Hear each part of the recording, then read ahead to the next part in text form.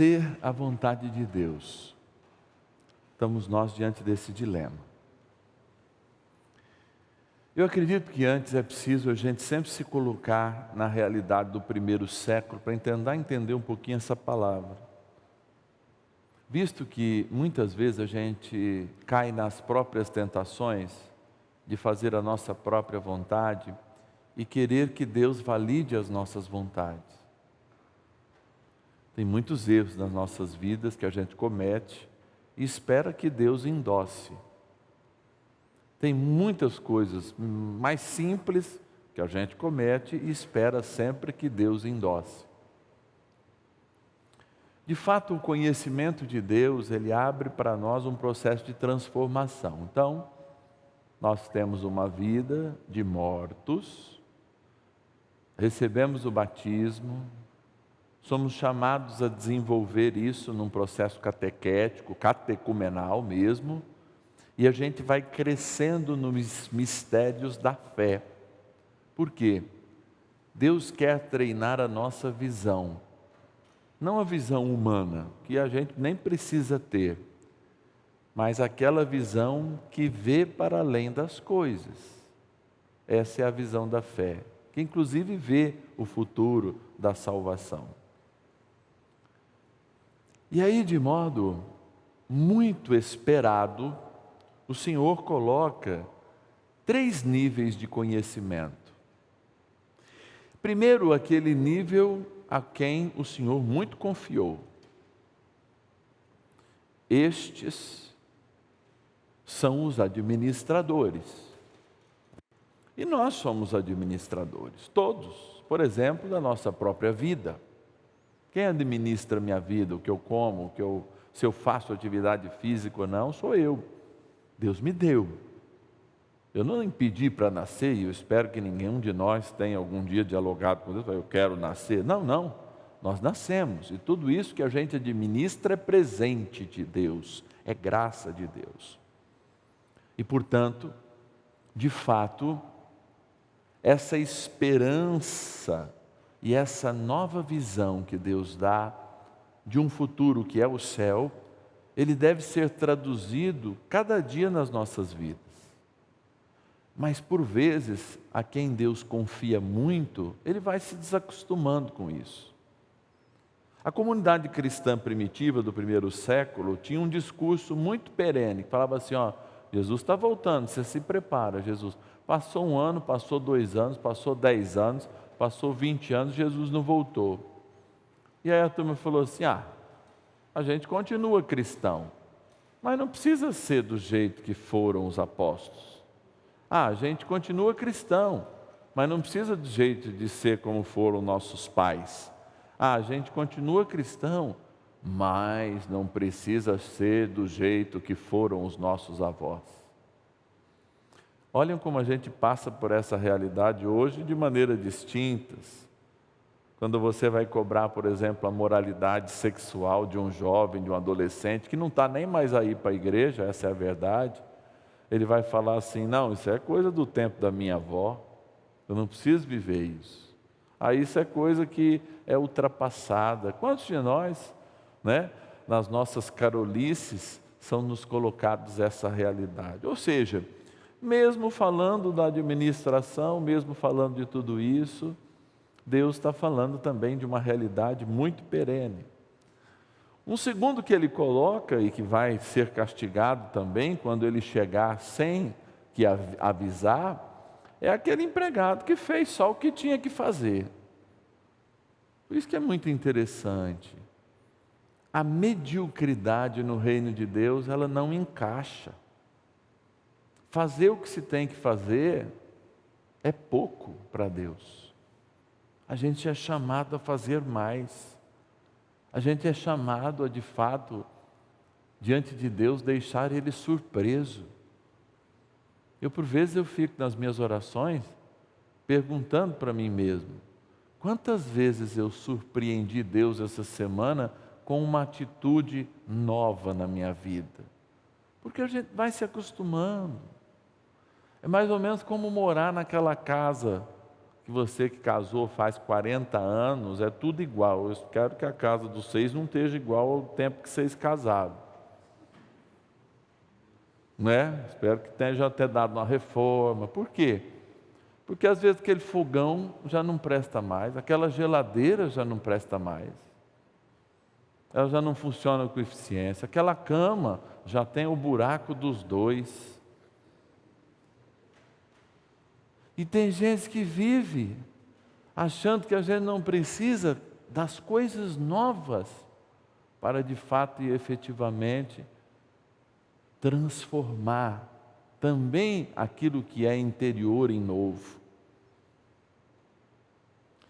Amados, o que Deus está falando é o seguinte: olha, viva como se Ele fosse chegar hoje, mas tenha uma visão como se isso fosse demorar o tempo que está no coração dele. E se prepare para isso. Então, na vida, nós somos chamados a administrar inúmeras coisas, mas não podemos administrar de maneira medíocre, fazer o mínimo. E eu fico olhando para a igreja quando ela coloca o mínimo. A igreja é muito mãe, é muito igual mãe mesmo, assim, ela coloca o mínimo, ela fala assim, ó, o mínimo é isso, o mínimo é isso, o mínimo é uma missa pelo menos aos domingos, o mínimo é pagar o dízimo, o mínimo é pelo menos se confessar uma vez por ano, ela vai colocando os mínimos. Mas me parece que quem faz apenas o que é o mínimo, também vai receber uma chicotada de Deus. Então, quando nós estamos diante de Deus, a pergunta que a gente tem que fazer é se a minha fé e o que ela produz na minha vida é grande o suficiente para que Deus a mereça, ou é pequeno o suficiente. Porque quando nós vamos falar de sacrifício, o sacrifício que Deus fez por cada um de nós foi entregar seu próprio filho. Mas qual é o sacrifício diário que eu faço para Deus? De que maneira eu consigo de fato e efetivamente provar para mim mesmo, não é para Deus, Deus não precisa disso, mas provar para mim mesmo que eu tenho um Senhor, que Ele muda a minha vida, que Ele transforma a minha história, que tudo que eu administro que Ele dá, desde a minha individualidade, meu corpo, a minha família, são para a sua glória e para o seu louvor. Esse é o problema do Evangelho da liturgia de hoje. É perguntar-se se nós estamos meramente associados, porque a igreja em alguns momentos eu fico pensando não, eu tenho certeza que para milhões e milhões de pessoas que estão e são batizadas, a igreja é como um clube. Você vai lá quando criança, compra o título, vai quando tem que ir, não vai quando não tem que ir, vai sempre nas festas, né? No momento que sobra, mas não se compromete com o exercício. E a igreja não é um clube, mas ela vai pegar muita gente de surpresa quando Jesus voltar, achando que era um clube. Sabe aquele clube que a gente frequenta quando nasce alguém, quando alguém casa, quando tem um 7º dia, quando tem a Páscoa ou o Natal? Aquele clube que a gente vai quando, de fato, a gente tem lá um probleminha, a gente vai lá, pega o padre, vamos resolver, etc. e tal. E Jesus pede justamente o contrário. Eu não sei se de fato nós estamos suficientemente preparados para a volta de Cristo. Eu não estou. E você está? Ou a sua vida também, espiritualmente falando, é muito medíocre? Você faz o que precisa ser feito e nada mais. Vejam, o discipulado pede muito mais do que o mínimo. O discipulado pede muito mais que o esquentar banco. Mas o discipulado também não pede nada em exagero. Porque muitas vezes, aqueles que se acostumam Aqueles que se acostumam com a velocidade alta podem se esquecer de Deus também. Falar, ele vai demorar também, então eu que mando aqui, eu que sou o rei.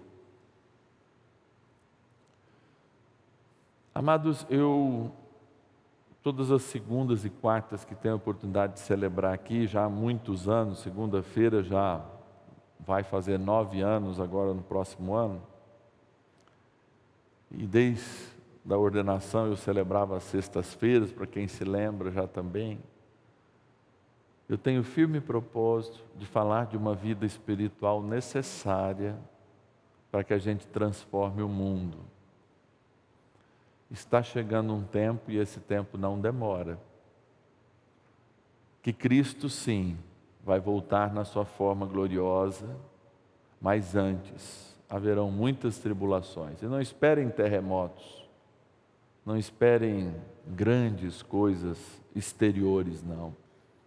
São essas tribulações de famílias divididas pela fé, de você que é pai e mãe de família entregando seu melhor filho, a sua melhor filha para outras religiões, por não ter evangelizado.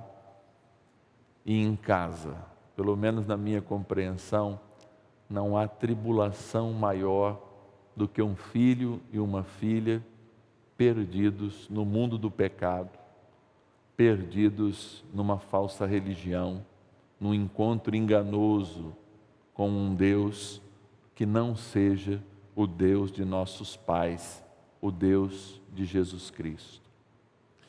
Então vamos preparar o nosso coração, porque eu tenho firme propósito que se um dia Abraão mudou o coração de Deus, dizendo, não destrua Nínive, enquanto nós tirarmos todos os que há de bom lá, enquanto houver um de coração puro, eu peço, Deus, não destrua esse mundo, cuida de nós, envia seu Espírito Santo para que a gente não tenha uma fé medíocre, como a dos pagãos, que cumprem tabela e não vivem a fé, mas nos dê uma visão sobrenatural, para que, crendo, a gente faça obras, e para que, fazendo essas obras, nós reconheçamos a graça que nos salvou, Jesus na cruz, o Deus que morreu por você e também morreu por mim. Louvado seja nosso Senhor Jesus Cristo. Para sempre seja louvado.